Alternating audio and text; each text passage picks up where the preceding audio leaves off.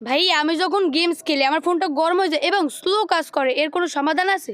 অবশ্যই সমাধান আছে। তুমি যদি গেমস খেলো, তোমার ফোন যদি গরম হয়ে যায় এবং স্লো হয়ে যায়, তাহলে তোমার ফোনের ভিতরে যদি দুইটা সেটিংস করতে পারো, তাহলে আশা করি তোমার ফোন গরম হবে না এবং তুমি গেমস ইচ্ছা মতো খেলতে পারবে।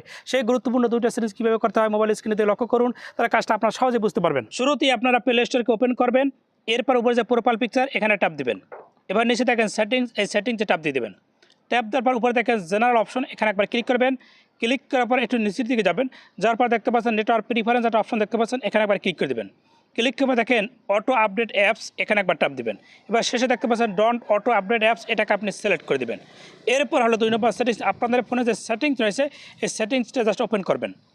ওপেন করার পর উপরে দেখতে পাচ্ছেন সার্চ বার, এখানে ক্লিক করবেন। এর উপরে আপনি লিখবেন স্ক্যানিং, লিখে জাস্ট এখানে সার্চ দেবেন। অপশনটা দেখতে পাচ্ছেন, সার্চ দেওয়ার পর দেখেন দুটো অপশন ব্লুটুথ স্ক্যানিং, এখানে একবার ক্লিক করে দেবেন। ক্লিক করার পর নিচে দেখতে পাচ্ছেন ব্লুটুথ স্ক্যানিং,